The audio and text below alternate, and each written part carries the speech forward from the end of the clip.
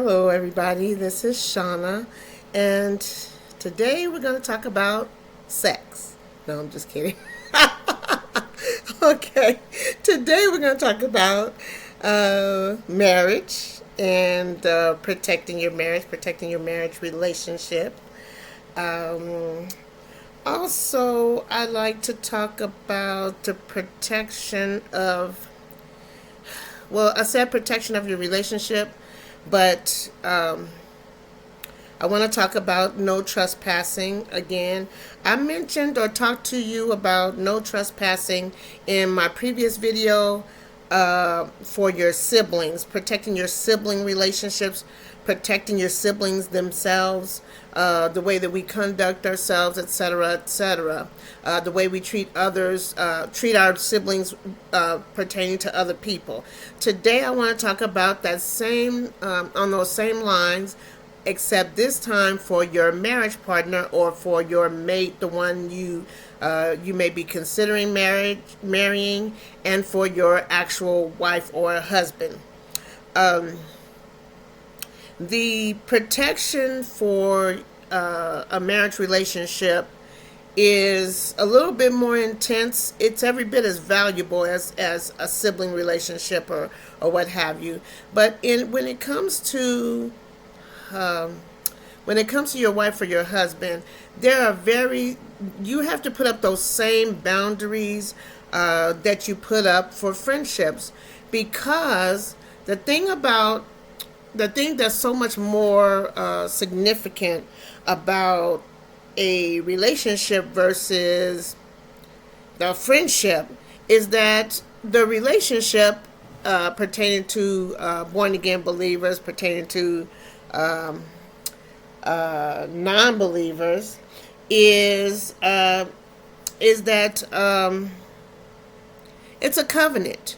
It's not just an agreement or an understanding between you and your wife or you and your husband, but it is a relationship or an understanding between you, your partner, and the Lord.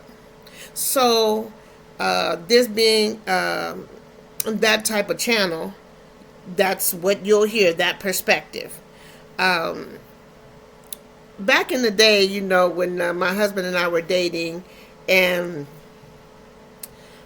we knew we were headed toward something a little more serious than just hanging out or whatever the case may be, we used to use this term called cheeking. And I know it's not exclusively ours, but the point is that whenever we would if he saw another man smiling and talking to me in a flirtatious way, or if I saw another woman flirting or talking to him in that way, he might say, "I saw that man cheeking in your face," or I might say, "I saw her cheeking up to you, all skinning and grinning," or whatever. And we would both just laugh or whatever, and we talk about it for a minute and keep it pushing.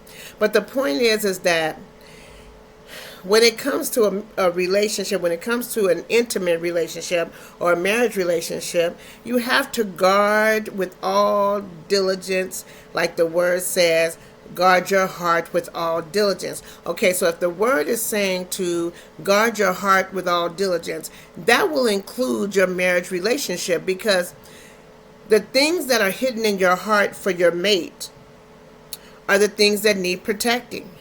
And your mate's heart needs protecting. So when it comes to the man and the relationship with God, and how he tells you to guard your heart, and he tells you to love your wife as Christ loved the church, and love your wife as yourself, and vice versa, then that means protecting them in all areas.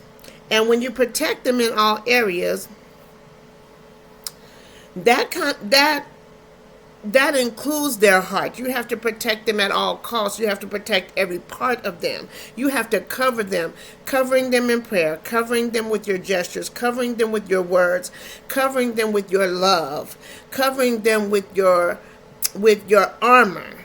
So you put your armor on your wife. Your wife puts her armor on you, so that when intruders or people who would come to damage that relationship or come to hinder that relationship come into your arena, you have to protect it. And the way that you protect it is, or one of the ways that you protect it, is to stop outsiders from doing anything that could cause you to stumble and betray your spouse. Anything that could cause you to stumble and betray your spouse. So if your spouse were to come in, Scripture tells us to refrain from even the appearance of evil. So if we're refraining from even the appearance of evil, that means that if you're doing something with the opposite sex that can be perceived from the outside vision, from an outsider, as adulterous, flirty, promiscuous, wrong, just plain wrong, then you're not refraining from the appearance of evil. So when it comes to your spouse, if whatever you were doing with that female or that male were to ever get back to your wife or husband, your mate, would they perceive that as wrong? Would they be offended in their heart? Would they be reluctant to believe that it was innocent, or it's no reason to be concerned? Because if the answer is no, then you've got some correcting to do. You've got some repairs to make on your property. So as you envision your property and you envision that there's a sidewalk, and not only is there a sidewalk in front of your property, but beyond the sidewalk is grass, and beyond the grass is a fence, and beyond the fence is a lock, and beyond that are security cameras and pit bulls, and then beyond that is your front door with the doorbell. Now, on the outskirts of that property, on the sidewalk as people pass by, they have an opportunity to look at your property. They can look at your property and look beyond the gate and say, wow, that's a nice property. It's nice grass. It's a nice fence. The home is beautiful. The exterior is beautiful. I bet it's beautiful things inside. I bet there's expensive things inside. I bet that if I could only go inside there and look around and enjoy what's beyond that front door. That's how people look at nice properties. Now, on the outside of that property should be a sign, and that sign should be white with red lights, or not red lights, but red writing on it, red paint on it. And that red should say alert, warning, no trespassing, do not enter, etc. So people on the outside that's nowhere near your front door should be able to pass by and say, okay, that property is off limits. That property I can't go in anytime I get good and ready.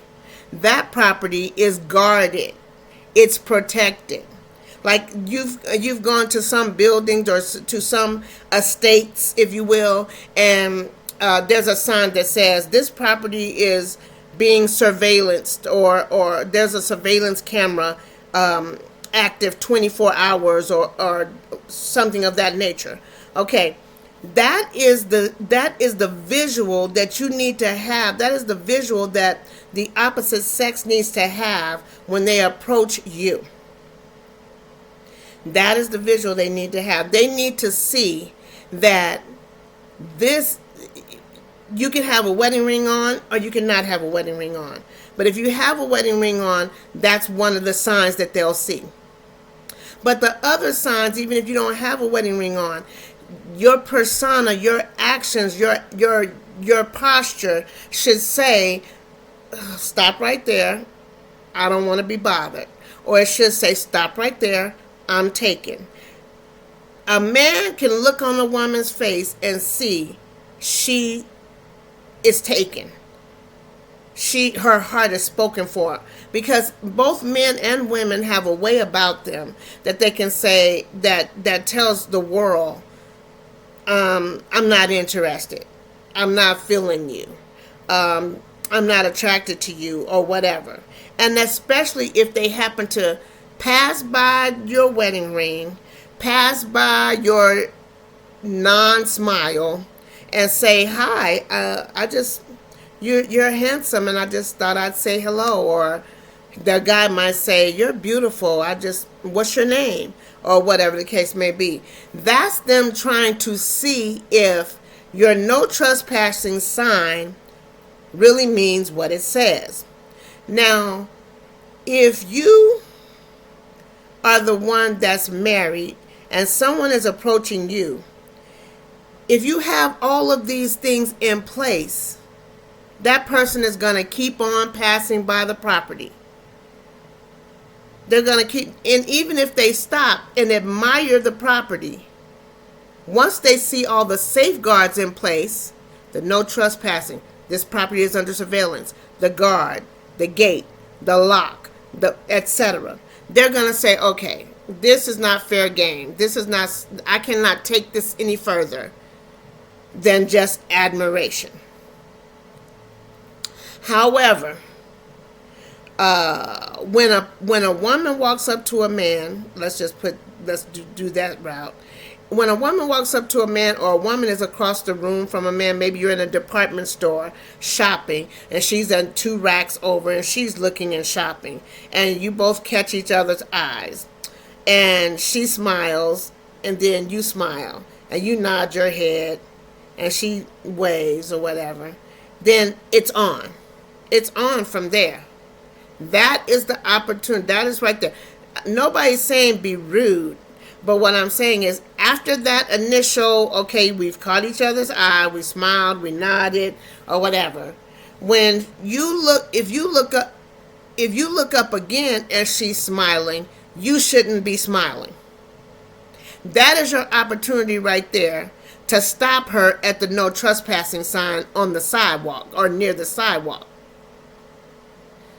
There's no reason she should be up to the gate. Up to the gate is when she decides to walk from that rack over to your rack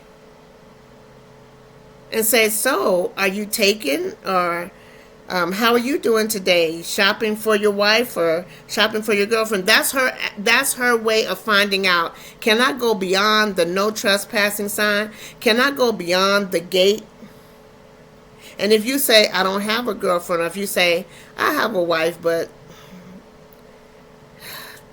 things are not working out, or yeah, I have a wife, some innuendo that says you're an unhappy man, what you just did was let her walk past the no trespassing sign up to the gate.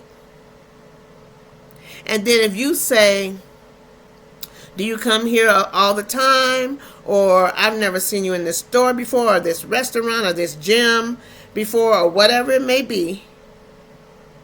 And she says, I come here on Tuesdays and Thursdays around 4. That is her invitation. That is her, she just opened up your gate. She just opened the gate. Now what you do from there will determine if she gets past the pit bulls. If you say, oh, well, I work out on Tuesdays and Thursdays also. I go to that same gym. You see how progressively it just goes to the next step, to the next step, to the next step. So now you normally work out from 10 a.m. to 1 p.m. or 10 a.m. to 12 noon. But because she says she's there from 1 to 4 or whatever her time is, now all of a sudden you find yourself deciding, I'm going to go a little bit later, and happen to run into her. When nothing is happenstance, everything is intentional. There's no such thing as coincidence. There's no such thing as coincidence. So now you're at the gym on Tuesdays and Thursdays. You were already going on Tuesdays and Thursdays, but you switched your time so that you can run into her. Now you guys are talking at the gym. What you did was, what that represents is you coming outside of your house, getting your pit bulls, and locking them up on a chaining them up.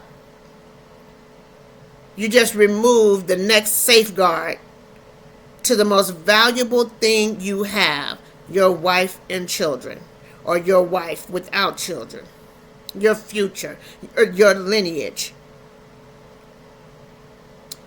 your heritage, the love of your life, the wife of your youth, etc. That's what you just did by doing that, by making that alteration. Now, in the back of your mind and in the front of your conscience, the Holy Spirit is saying, do, do, do, woo, woo, woo. Warning, warning, warning. You're in danger. Intruder. That's what's happening. And she is moments, steps away from ringing your front doorbell. Because now you're meeting there every Tuesday and Thursday faithfully. And she's meeting every Tuesday and Thursday faithfully. And now you guys are working out together. Now you guys are talking about intimate details of your relationship. Now you're complaining about your wife, or you're complaining about your husband. Either way it goes. And you're saying how she doesn't satisfy you anymore. And you're saying how she nags you all the time. And you're saying how she spends too much money. And you're giving the enemy the keys to your kingdom. That's what you're doing. You're giving the enemy the keys to your kingdom. And because you don't recognize her as a threat, because you don't recognize her as poison to your garden, you're allowing it to continue, and you're going beyond what you should be going. Now you're in an emotional affair. And where the mind goes, the man follows. Once you let that person in your mind, where the mind goes, the man follows. So now you're thinking about her even when you're not at the gym. You're thinking about her when you're in bed with your spouse. You're thinking about her and starting to compare her. She's saying all the right things. She's making you feel like a man again. She's making you laugh again. She's doing all the things that your wife doesn't do.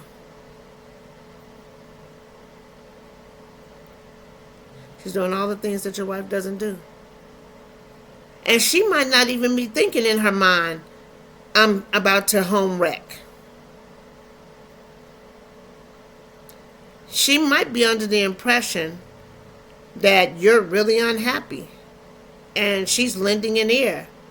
She knows she shouldn't be flirting with you and taking it beyond that and meeting you there every Tuesday and Thursday at 4 or at 1. She knows that. She knows that's wrong. I'm not giving anybody on that side of the fence, whether it be a man or a woman, the get out of jail free card. That's not what I'm doing. What I'm saying is that sometimes a person has needs, a need to be needed. And so when they meet you and you're complaining and you're downtrodden and you're like, my husband mistreats me, and my husband, he used to pay attention to me. Now I can't remember the last time he took me on a date. And then here's Mr. Wonderful.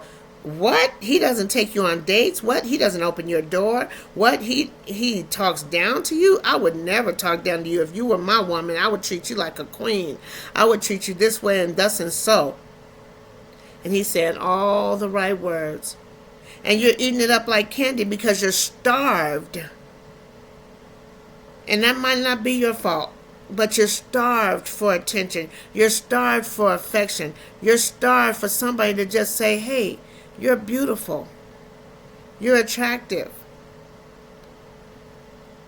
If only I could marry you.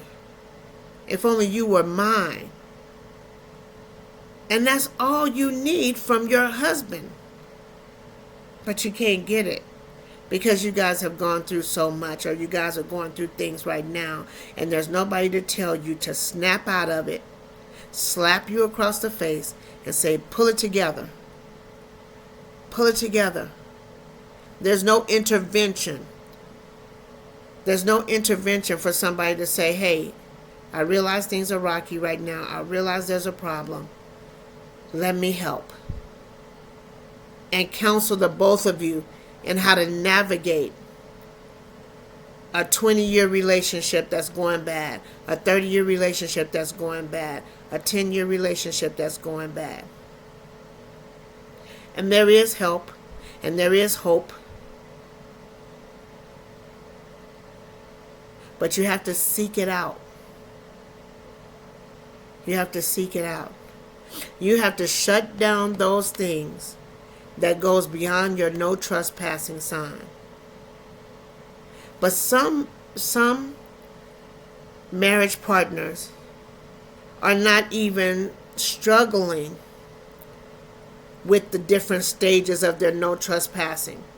They're not even struggling with the different areas of different levels of security. Some of them are so used to breaking the rules and have allowed so many people into their garden, beyond the sign, beyond the fence, beyond the gate, beyond the lock, beyond the dogs, beyond the surveillance cameras. Till actually the people who pass by on that sidewalk, they see there's weeds growing up the fence. The light that shows you the security camera is on, that's off. The pit bulls are asleep, laying on the line. The no trespassing sign on the pole is bent. There's mud on the writing. You can't hardly see the letters anymore. There's no gate on the lock at all. The door is just open. That's how some marriages look. That's how some marriage partners conduct themselves. It's gotten so bad that they've let flirtation, they've let affair after affair happen, mistrust after mistrust happen, infraction after infraction. They've got their wedding ring off, it's in their pocket or in their briefcase. They can't remember the last time. They've had their wedding ring off so long that there's no longer even a tan line on that finger. They take it off so often. So if you're in that position and you need to repair the breach, my ministry does that. My ministry does that. It repairs the breach in relationships. It repairs the breach in marriages. It's called Jump in Precision. The details are in the description. You can email me and we can talk about what can be some positive steps, what can be some boundaries we can put in place, and what we can do to get forgiveness and walk in reconciliation or walk toward reconciliation. Because I'm willing to bet that a 20-year relationship is not over. I'm willing to bet that a 30-year relationship is not over. I'm willing to bet that a 10-year relationship is not over. If you're already married, it's not over. If you're already married, it's not over. If you're not married and considering it, but you guys have been rocky on and off, up and down, breaking up, getting back together, what have you, contact me. Let me take the jump with you. When I counsel, when I help people mend fences, when I help people repair the breach in their relationships, I jump with you. You don't jump alone. But it will require action. It will require action. And you have it in you to take that leap. I know it doesn't feel like it right now, but we can come up with the tools, we can come up with a plan of action that will give you a bright perspective, a different perspective on how things are going, and what you can do to, if you're not married yet, you can make a determining, you can make a concrete decision about, is this something I want to pursue further? Is this something that can lead to my future? Am I operating with the right tools to be with this person?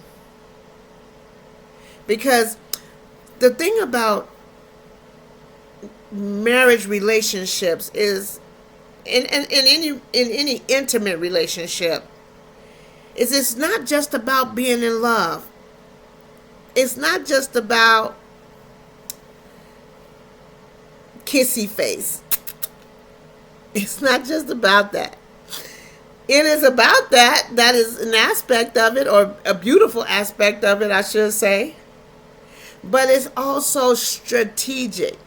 Sometimes we just float in our relationships. We just dog paddle and wade water and just barely keep our head up above the water,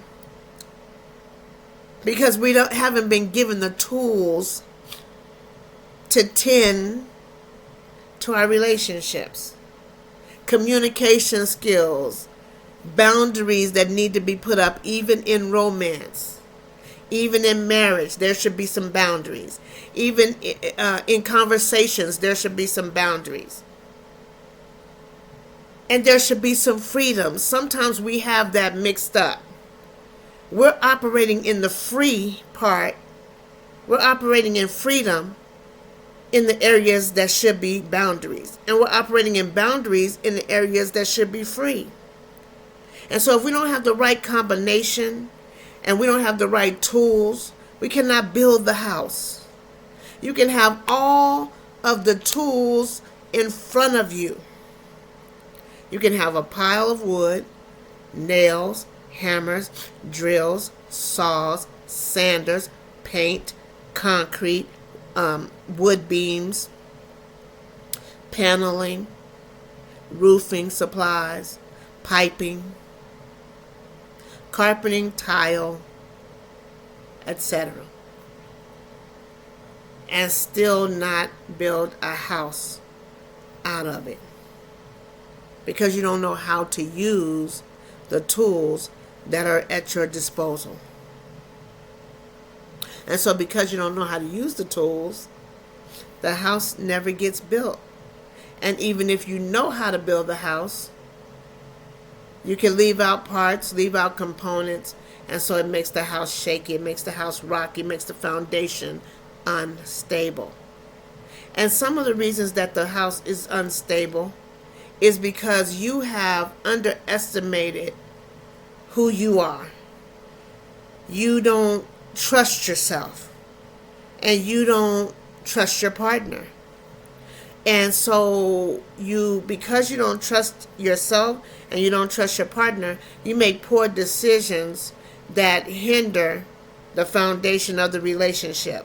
And so because you've already jumped to sex, if you're not married yet, and you've already jumped to living together, and you've already jumped to spending each other's money and time and clocking each other and all sorts of things, and you jumped over the foundation. Do we get along? What are the problems in this relationship? Are the problems minor? Are they major? Are these my preferences, or are these my convictions? Do we serve the same God? Do we even believe in God? All of those things are a factor. How do we communicate? Do we fight well? Do you fight well? Yes. Do you fight well? Do you handle conflict well? Because there will be conflict. If you're in a relationship, let me say this. If you're in a relationship, If you're in a relationship and you say things like, we never argue, we never disagree, we get along fine, it's like we're one person. There's some hidden things that have not been addressed that need to be addressed.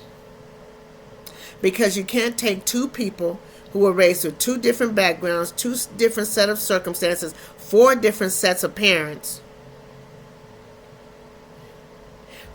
two to four different sets of traumas, life experiences, grew up in different neighborhoods, different countries sometimes, different states sometimes, and put them in a monogamous relationship / marriage, and nobody disagrees. It's unrealistic. It's not true. Somebody is suppressing their feelings. Someone is not saying what they need to say, doing what they need to do. Someone is not being themselves. I watched this movie called what was it called, Father?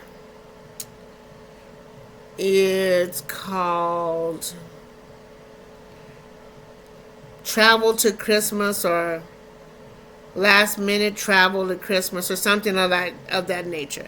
Anyway, this guy in the movie, he's dating this girl, and he's been traveling once a month for a weekend every month for 2 years or 3 years or something, while he pursues his career, because he had to move from where his girlfriend was to take a promotion. And so every month for the last 2 years, he's been flying back for a weekend to spend time with her, etc. And they were getting ready to go on vacation or something for Christmas, or meet for Christmas. And she calls him up and she says, are you all packed? And he says, yes, I'm working on it right now. And then she says, okay, but don't bring that green tie with the blue stripes or whatever. And he's like, why? That's my favorite tie. And she said, yes, but it's clashing with my dress that I'm wearing for Christmas or whatever. And you can see him on the phone disappointed, like, so you see him put the tie down, or not bring the tie, or whatever the case may be.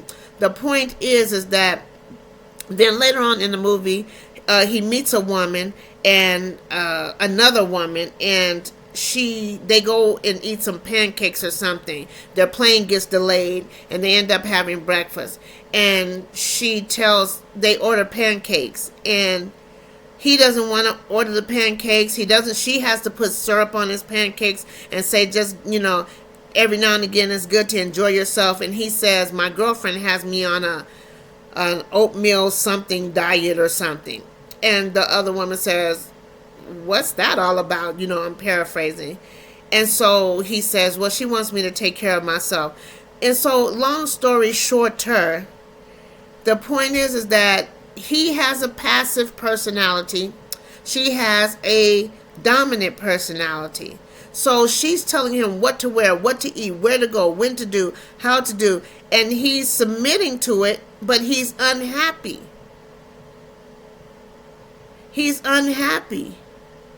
And it's not until he gets around this other woman that he figures out, hey, I like pancakes with syrup on it. Hey, I like to wear what I want to wear. Hey, I'm been bending over backwards for this relationship, even though I'm the one that moved across country for a new job, granted. But I've been doing everything I can to keep us on the same track, and I'm unhappy. He was actually thinking of proposing to this woman. And so at the end of the day, he figured out, I want the kind of woman, of this woman that I've been spending time with indirectly, that is free and makes me feel free. But sometimes someone can make you feel free. You have to take the initiative to say, hey, I'll wear whatever tie I want to wear. I'll wear whatever clothes I want to wear. I eat whatever I want to eat. If you need to make me over like clay on a potter's wheel, then maybe I'm not the one for you. Or maybe you're not the one for me. Either way, Maybe we need to tweak some things, or maybe we need to call it quits. Now, this is for the unmarried but involved couple. That scenario that I just explained. These are red flags. These are warning signs that you're not going to be able to protect your relationship. You're not going to be able to put up the no trespassing sign and all those other security protocols, because you won't value the relationship from the beginning. You're starting out with the wrong person as it is. You're starting out with the wrong foundation as it is. So there's no way you're going to actively put in place the boundaries that you need to put. There's no way you're going to do that. Now, if you're already married, that's another story. Either way, I can help you take the leap. Either way, we can talk about either bridging the gap or calling it quits. Bridging the gap if you're married, calling it quits if you haven't gotten to marriage yet. There are two different routes and two different roles that you need to be taking. But when it comes to protecting our relationships, we need to put up those boundaries, especially in marriage. Another area of protecting your marriage when you're in relationship is protecting your relationship or your marriage, your spouse, from your family. It's imperative that you protect your wife from your family. Wives, it's imperative that you protect your husband from your family. Never side with your family over your spouse. Not in secret, not in the open. Don't gossip about your spouse to your family. Don't let your family gossip about your spouse to you. Put your foot down. Put your boundaries up.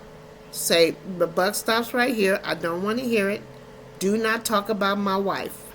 Do not talk about my husband. Do not talk about my children. That is a no. Because the Father is watching. He says he is a witness of how you have dealt treacherously with the wife of your youth. When you do not treat your wife properly, your prayers are hindered. Wives, when you do not treat your husband properly, your prayers are hindered as well. God has no leeway or room for how you treat your spouse.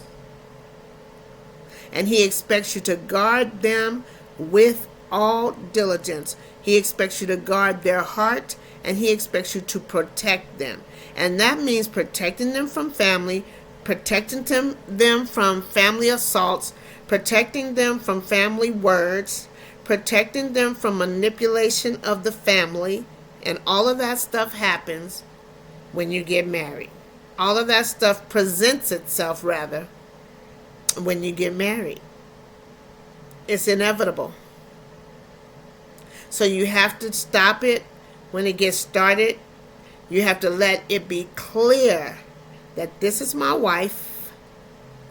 Don't cross these lines. This is my husband. Do not cross these boundaries. Do not trespass. It will not be tolerated. If you go past that sign, you will run into an electrified fence. If you cross that sign and cross that fence, you will run into pit bulls. If you get past the pit bulls, you will run into the surveillance cameras that will notify the police to come to the property immediately and arrest you. There's nowhere in the room that I'm allowing you to pass by these warnings, that pass by these repercussions of do not enter. Do not enter.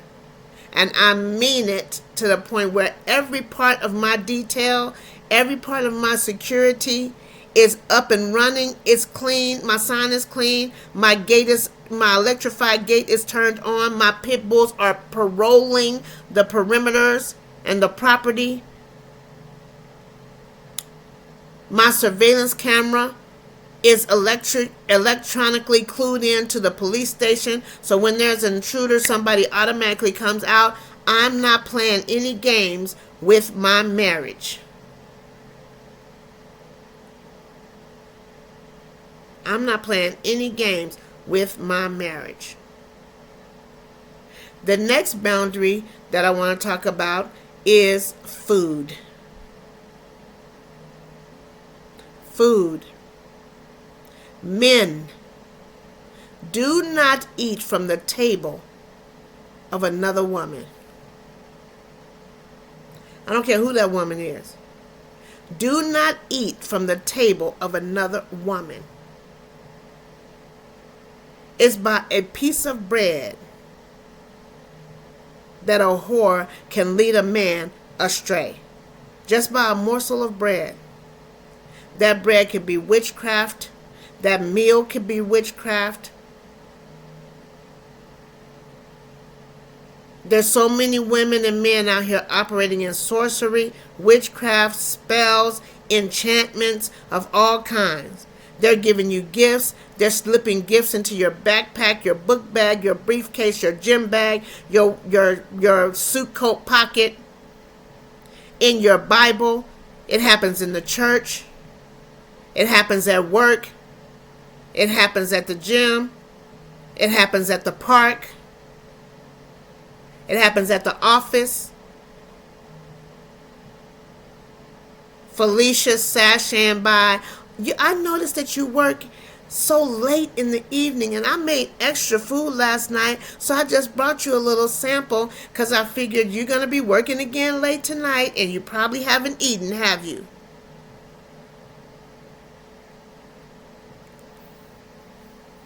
Men are programmed by the living God to be enticed, to be subdued, to be seduced, to be drawn by the morsel and the feeding of their woman. It's an anointing that he gives a woman for her husband. If you look in the word, you'll notice that kings, men, and in between all have enjoyed the morsel that comes from their woman, cooking for them, preparing cakes for them. Even with the first man and woman, Adam was intoxicated by his wife taking the fruit and feeding it to him. That's why it's very, very dangerous for you to eat from the table of another woman.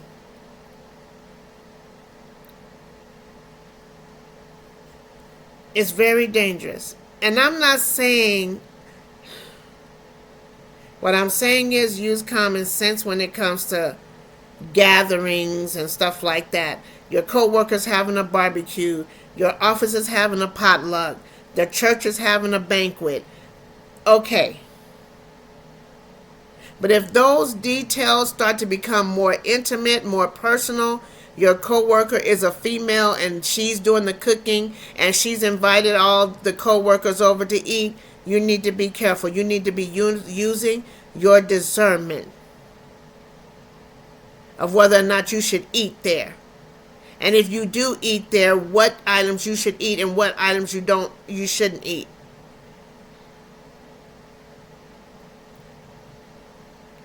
Because before you know it, you will be looking at your wife with despise. You'll be looking at your wife with bitterness and hatred. You'll be looking at your wife as unattractive and undesirable.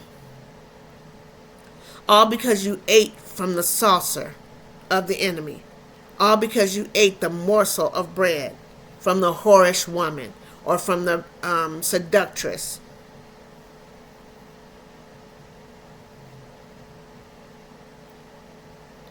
Happens all the time. Happens every day. Next thing you know, your 20-year marriage is shot. Next thing you know, your 5-year marriage is shot. Next thing you know, your 30-year marriage is shot.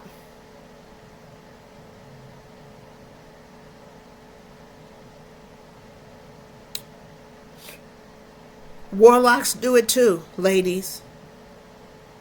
Warlocks do it too. But they don't always use food. When a man wants a woman from her husband, he uses enchantments. He might walk up to you and put his hand out to shake your hand. You put your hand in his, and then he puts his hand on top of yours. How are you, young lady? How are you, beautiful? As he strokes your hand. Enchantment.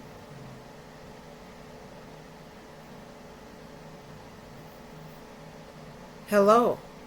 You are breathtaking. You are beautiful. Wow. I wish my woman cooked like you. Who made this pumpkin pie? Who made this chili? And you raise your hand. I did. Wow, beauty and can cook. Sexy and a good cook. They use enchantment. It's still bewitchment. It's still witchcraft. It's just that they go about it differently than most women. Most women use food. Most women use catering. Most men use flattery and the touch.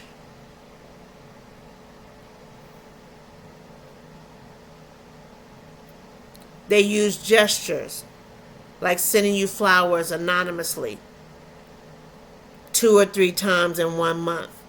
Then finally they reveal to you that it's them that's sending them, that has been sending them. And they say something like, send a little card, and inside the card it says something like, a woman like you should receive flowers every day. But for right now, once a week will have to do. Or something like that. And you're like, oh! And you're sharing it with your coworkers. But you don't take them home to your husband. You make sure you leave him at work. Because you know he will lose his mind. And you want to keep getting the attention without alerting your husband, because you enjoy the attention, but you know you can't get that attention from your husband because he hasn't sent you flowers in however long. Or he hasn't taken you out on a date in however long. So now without a full-blown plan, you have just started a process of deceiving your spouse. And you have just opened up the gate, turned off the surveillance cameras, put the dogs on chains, etc. And some things can go so far that they just open up your front door and go up to your bedroom.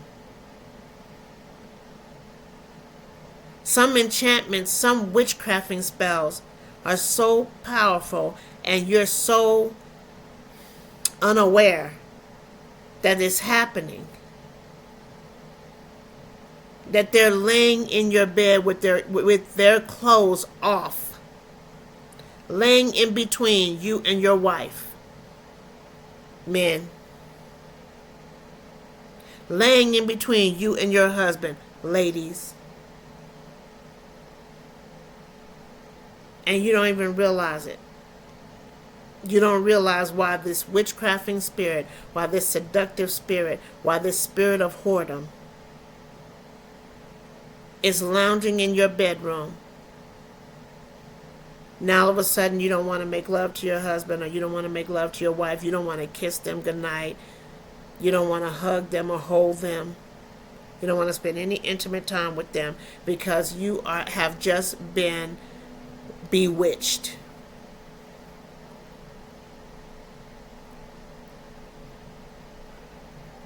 There's something that I used to teach my children, and they're young adults now, but I've taught them this their whole life, and that is people can't read your mind.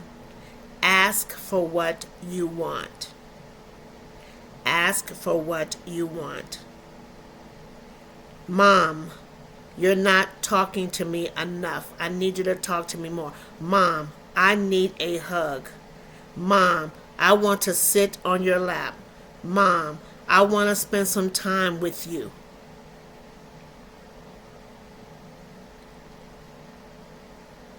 And I told them to do that in their relationships. I'm not telling anybody to be more vulnerable or than they need to be. But speak up. Because we can perceive that you want something different than what you actually want. You might be complaining about something, and I think you're actually complaining about that. You might say, Mom, will you help me with my homework? And I think you really want help with your homework. So I just come over and say, what's the problem? What's wrong? Show me the problem.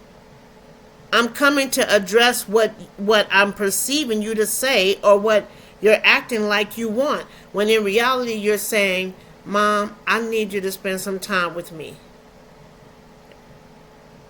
I want you to sit down next to me and walk through all these problems with me, because I really just want to be next to you. I really just want to lay my head on your lap.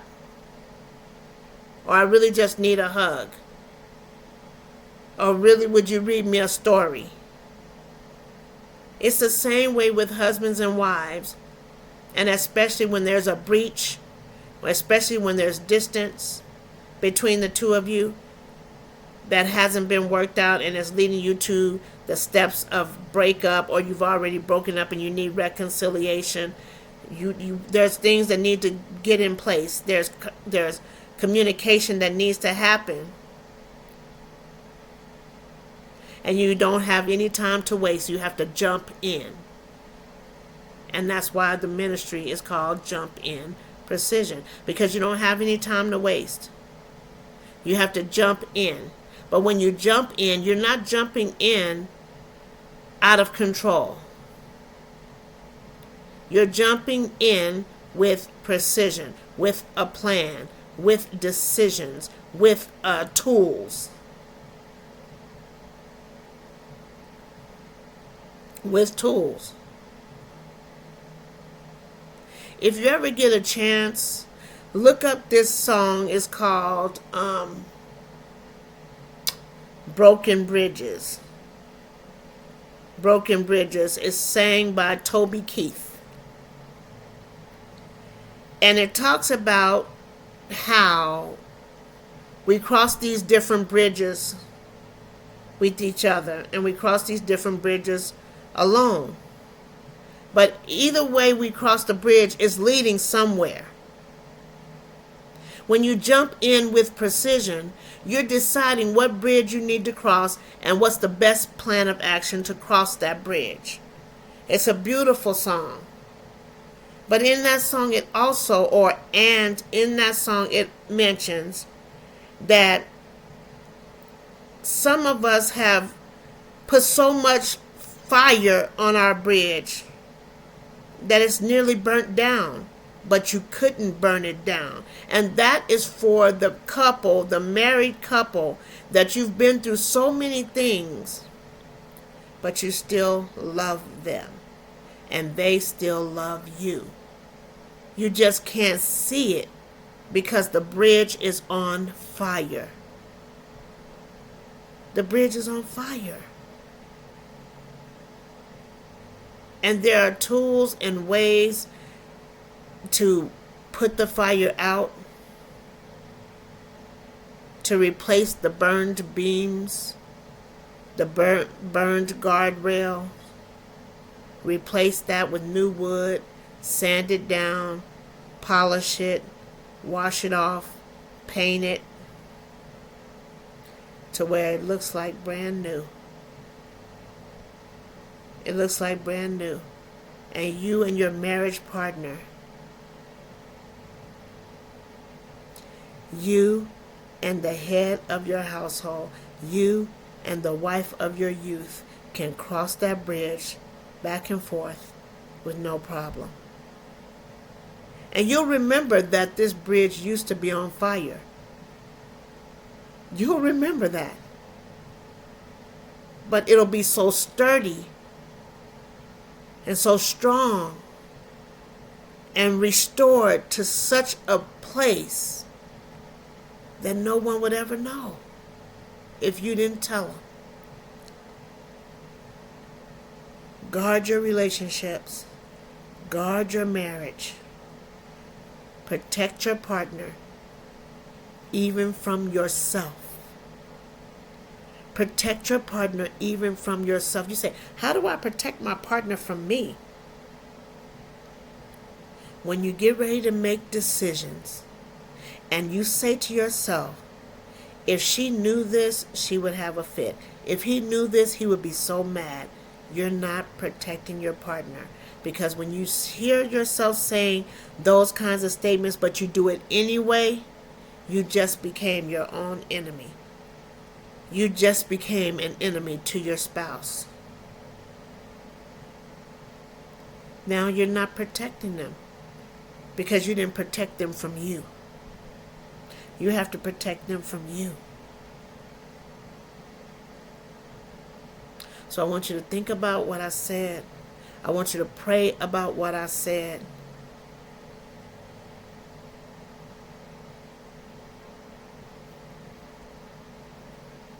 I want you to really go over the fine-tuned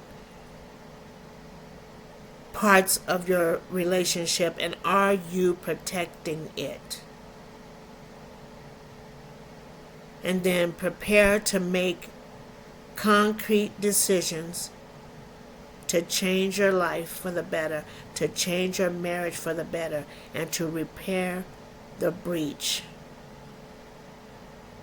To repair the breach so that you can live that successful life, that good life in marriage. So you can love your spouse better than they've ever been loved by anybody. Can you do that? Would you be willing to do that? I hope so. I hope so. I'm here to help if you need me.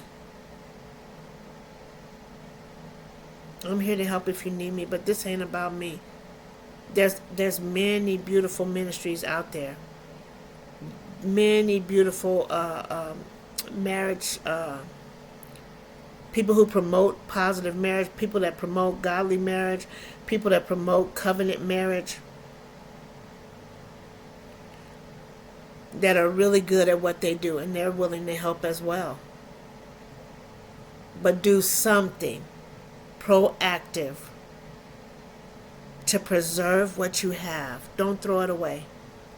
Don't throw it away. It's worth fighting for. You have the best night that you can. Have the best night that you can. And I thank you for joining me. Good night.